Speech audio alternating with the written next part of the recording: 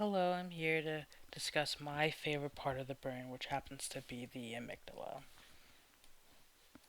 The amygdala is actually a very small part of the brain structure. The name actually is Greek derived, meaning almond, so it is named after its almond shaped structure. It is a paired structure that is presented in both the left and right side of the hemisphere. It's located deep within the temporal lobe. It's also part of the limbic system, which the limbic system is responsible or plays a huge role in our emotions, behavior, learning, and memory. Another part of the limbic system is the hippocampus, which is right behind the amygdala.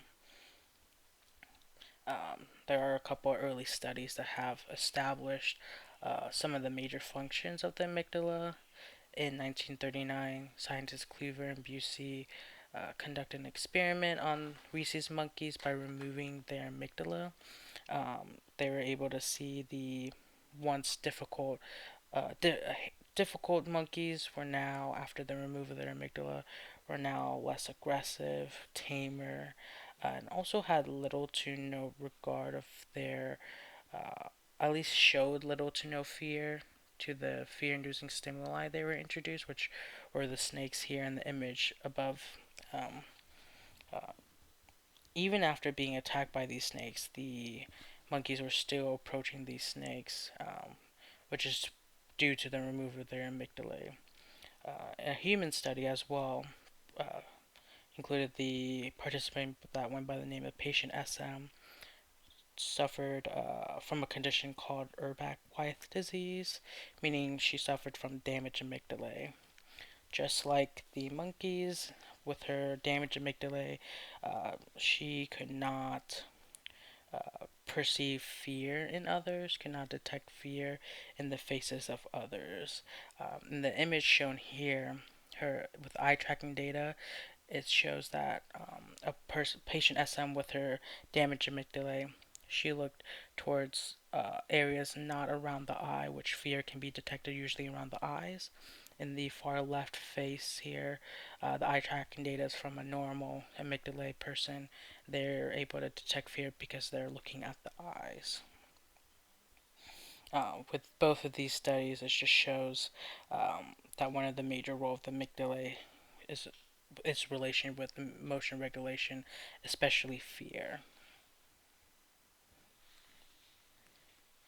And besides emotion regulation and its response, amygdala also plays an important role in detecting environmental threats and also initiates our automatic fear response or our autonomic body response. Usually, what's happening in our brain is done so quickly because of the stimuli that were presented and where it goes to the certain parts of our brain. Sometimes we can perceive a threat and react before fully realizing what we're reacting to. We'll use a snake for example. You stumble upon a snake and immediately retract and react before realizing what's happening in front of you. The information that we see, the information of the stimuli or the information of the snake, is sent to the thalamus, which acts as a relay center for emotion. And before the emotion is reached to the visual cortex, which puts context into what's happening in front of us, the information can be sent to the amygdala first. With the amygdala receiving that information first, it can initiate a body response, such as flinching or uh, retracting quickly before we're even able to process that a snake is right in front of us before we get that contact from the visual cortex.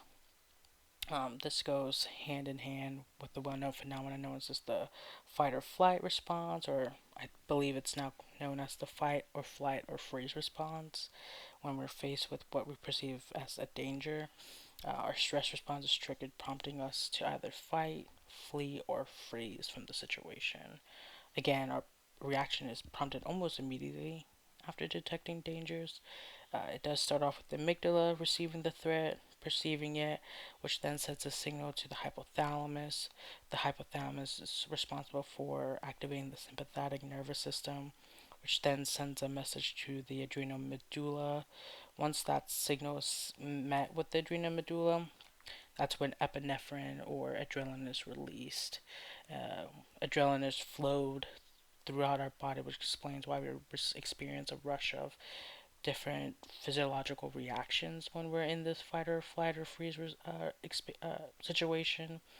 For example, when adrenaline is attached or goes flows to our lungs, we experience that heavy breathing that comes after detecting a threat. Adrenaline can also rush to our heart, which explains our increased heart rate and blush rush to the other parts of our body. It can attach to our digestive system, which is prompting us not to use the bathroom in this situation. Other reactions during this fight or flight or freeze response includes the dilation of the pupils, dilation of the blood vessels, sweating, and experiencing that burst of energy. It's all happening rather quickly to prepare our bodies with fending off or defending off any threats that we come off across. Um, there are times where we're feeling those same set of side effects, those reactions, but no real danger is present. That could be triggered by what is called the amygdala hijacked. That's when we have those emotional response, but the amygdala is overwhelming the prefrontal cortex, which that prefrontal cortex is responsible for inhibiting anxiety and um, giving us the logical and reasonable thinking that comes from it. And I believe a perfect example that goes with it is public speaking. Some people experience a tremendous amount of stress and fear when it comes to public speaking. However, it's not really regarded as a real danger. There's nothing physically dangerous or harmful with public speaking, but for some, the body reacts the same way as when the real danger is detected. And that's why it's considered the amygdala hijack, because the amygdala is basically hijacking any reasonable thinking or logic. And so those are the autonomic functions of the amygdala. With its relationship to fear, the amygdala also has an important role in behavioral or emotional learning and behavior.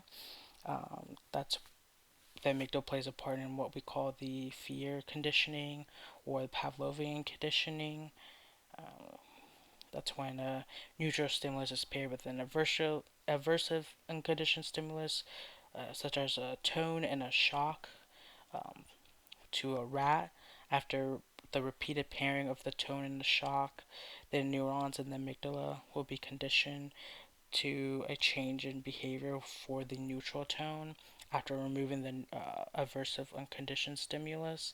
So that's going to be now feeling that fear response with just the neutral tone, that's the neutral stimulus, which is the tone, after removing the shock. The amygdala also plays a major role in memory formation and recall as well. By working closely with the hippocampus, the amygdala helps connect intense emotions, regardless if the emotion is positive or negative, to create those new memories. Explains why we're able to recall intense emotional memories more easily, like the very happy ones we are able to recall more, or the very sad memories we're able to recall easily. Um, when it comes to negative intense emotional memories, the amygdala does play a part in recalling and the persistence of those traumatic memories, which is why individuals with traumatic memories will experience or usually have the disorder post-traumatic stress disorder. For such a small size in the brain, it's amazing how many major functions the amygdala has uh, on our emotions, our behavior, and even memory. Without the amygdala, we could be saying goodbye to our fears or our aggression or anxiety, which might be ideal. However, it could place us in a lot of danger. We wouldn't be able to, we would be left without the ability to perceive emotions like fear in others. We would be left without the ability to detect threats in our environment, like exactly what happened with those rhesus monkeys.